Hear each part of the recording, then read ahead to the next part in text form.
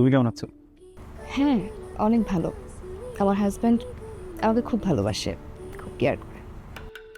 তোমার শোক দেখলে বোঝা যায়।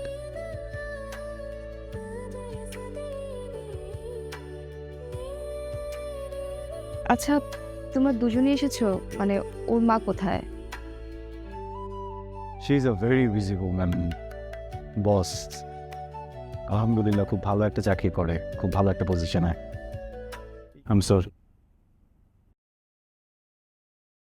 তুমি সরি কেন বলছো? এতদিন ধরে তোমাকে ঘৃণা করেছি তাই।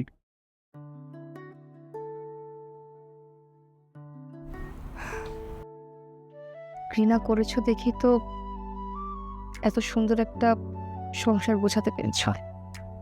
কি সুন্দর একটা মেয়ে হয়েছে তোমার, মাশাআল্লাহ। ঠিক, ওর আম্মু আমাকে অনেক ভালোবাসে, অনেক। যেন এতগুলো বছরে আমি কখনো ওর কাছে কোনো কিছু চাওয়ার সুযোগ পাইনি। কেউ যেন বুঝে যায় যে আমার কখন কোনটা দরকার।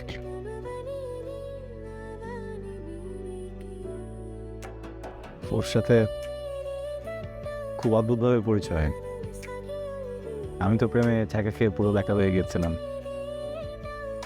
ফ্রেন্ড ছিল, সান্ত্বনা দিতে আসলো, তখনই আমি আর সুযোগটা মিস করিনি। ও কাঁধ বাড়িয়ে দিল, আমি সাথে সাথে মাথা রেখে দিলাম। তো তোমাকে একটা মিথ্যা বলেছি, রাখছিলাম তো, ভেবেছিলাম যে যাই হোক, ওর বয়স 6, বিয়ে হওয়ার পরপরই আমরা ডিসাইড করি একটা বেবি নিব, তারপর সোনারা আমাদের জীবনে আসো। বাহ, তোমাদের দেখে খুব ভালো লাগছে। তুমি কেমন আছো? হ্যাঁ, অনেক ভালো। আমার হাজব্যান্ড আমাকে খুব ভালোবাসে, খুব কেয়ার করে। তোমার শোক দেখলে বোঝা যায়।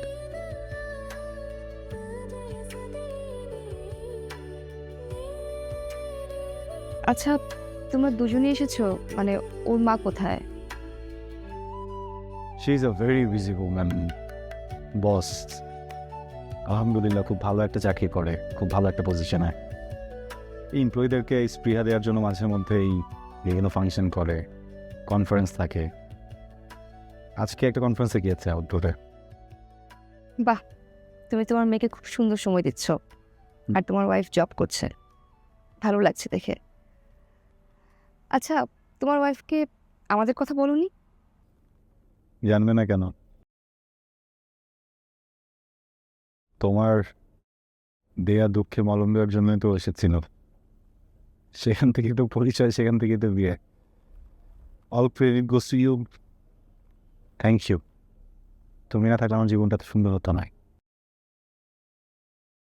Most welcome. আমি আসি, আজকে উঠি।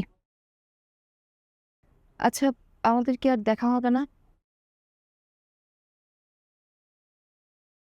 ওর আম্মু হয়তো ওই বিষয়টা পছন্দ নাও করতে পারে।